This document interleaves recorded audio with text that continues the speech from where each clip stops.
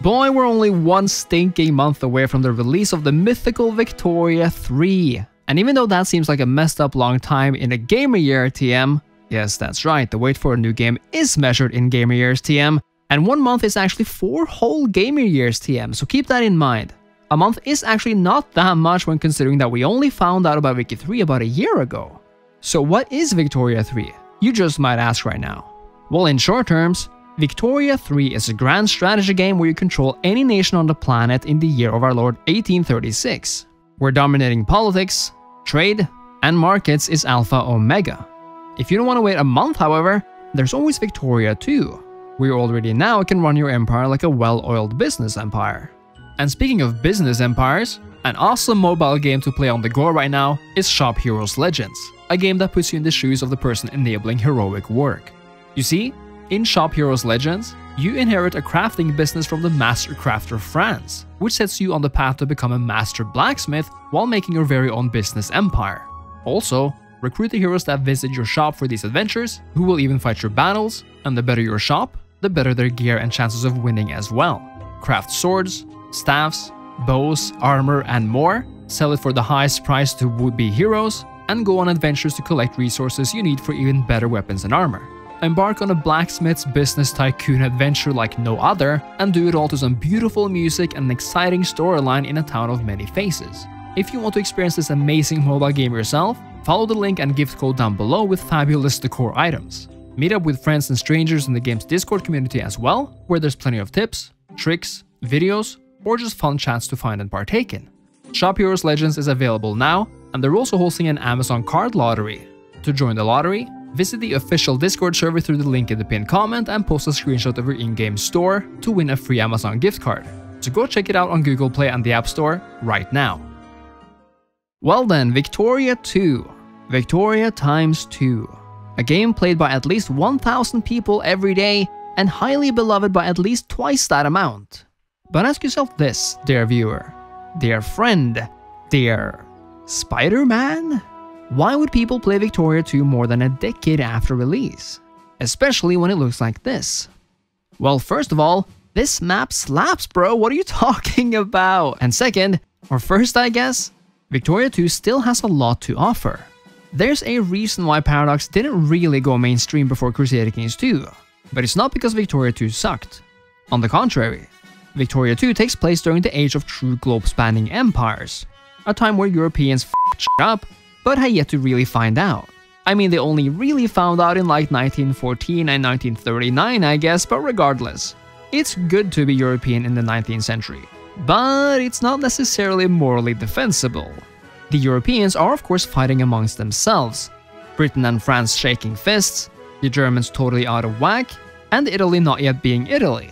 But more than this, there's an entire world out there to exploit. And guess what? The world outside does not carry European weapons. Ho-ho! Well, as we know, this is a game partially about colonization, about spheres of influence and major powers doing what they want. There's a number of systems related to this in Victoria 2, and they're all quite unique. First, so-called great powers are the gods of Vicky 2. I mean, they really dominate the scene. The most important ability of the great powers is the sphere of influence. This is essentially their own personal battleground, where by using influence points, which they gain every month, they may curry the favor of lesser powers. And by spending enough influence, these lesser powers may in the end join their sphere of influence, meaning that they not only will never join a war against their overlord, but that their market will join yours. Markets are of course what Victoria 2 is all about, as your entire empire lives and dies based on what you produce, consume, and produce. There's a lot of production in this game, but you must be aware that raising production buildings is only as valuable as your workers, as your population is key to everything. Your entire empire is made up of people after all, of pops rather, meaning people from various classes.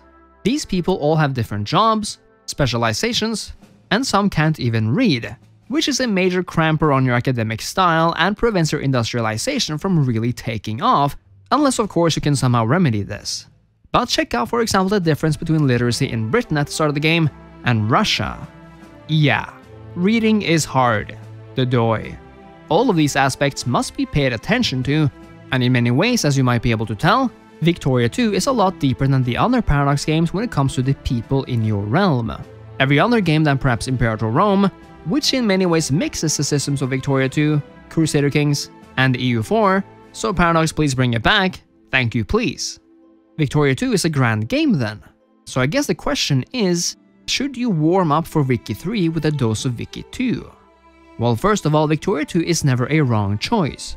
I personally believe it still sports one of the best Paradox overlay maps of all time because it's so timeless. The music remains gorgeous, and it offers a very unique way to play a Paradox game, with deep mechanics. But the fact of the matter is that Victoria 3 is quite radically different than Vicky 2. It focuses much more on the economy, if you can believe that's possible, on supply and production chains, and less on spheres of influence and war. It's an interesting question on its own actually, because most Paradox games, except for Stellaris, have sequels, and many of them. I think the easiest comparison here is probably Crusader King since it also has 3 games. I personally felt like being a certified god at CK2 made CK3 very easy to learn, as most mechanics actually were the same. But in Victoria 3, so much is different, particularly the way war, politics, and spheres of influence work. In other words, I'm not going to tell you that knowledge of Vicky 2 is going to automatically make you master of Vicky 3. It won't. But being a verifiable Vicky 2 mastermind will likely give you valuable insight into Vicky 3. I'm talking the ability to already now manage a large amount of population types, consumer goods, and raw materials, and importantly, understand the world in which we find ourselves. Because the main thing you need to know in both Vicky 2 and Vicky 3, which is actually extremely useful, is that in terms of the concept of war, these games are identical. And what I mean by this is that you do well by staying as far away from fighting your European neighbors as possible, at least in the beginning. This is because coalitions and grand alliances is a real thing in these games. And so, unless you're really confident, have your supplies and army all rigged up, and are probably a bit of a mad lad, I'd first and foremost stick to developing your country and colonizing the much less powerful.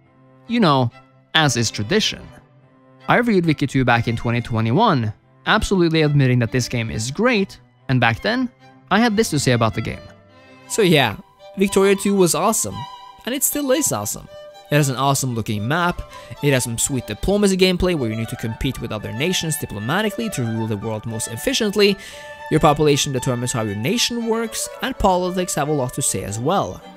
It honestly sounds like I'm talking about Imperator, and after the 2.0 update, that's not a bad thing at all.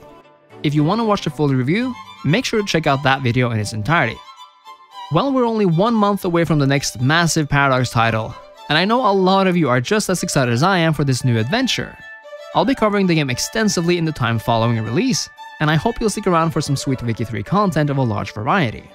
Additionally, if you want to see more from Vicky 2, check out the videos of Ice Roll Productions, who's made a ton of them. Thank you so much for watching. Victoria 2 remains my least played Paradox title, but is still one I love and one I hope we'll be talking about as the foundation for the massively improved Victoria 3. Hopefully. If you enjoyed the video, I hope you leave a like, a comment, and subscribe to the channel, and that you'll consider supporting me on Patreon or as a YouTube member. Thanks again, and I'll see you next time. Cheers.